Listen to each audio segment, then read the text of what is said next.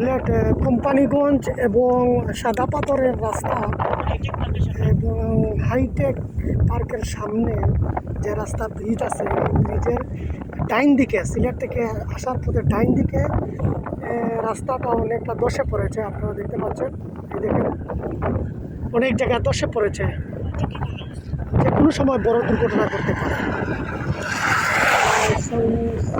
এলজিআইটি দৃষ্টি আকর্ষণ করছে, দৃষ্টি আকর্ষণ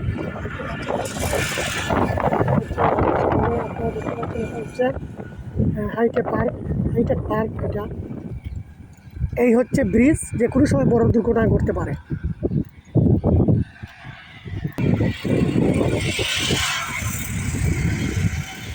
দেখুন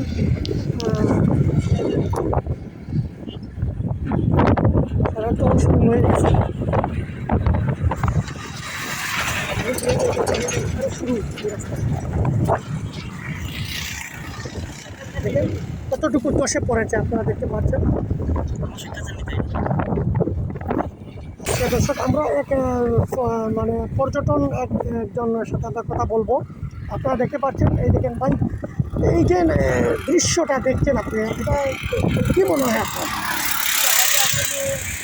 পর্যটক এলাকা হাইটেক পার্কের সামনে যে কোনো সময় বড় দুর্ঘটনা ঘটবো, রাস্তা সাইড বানিয়েছে মানে।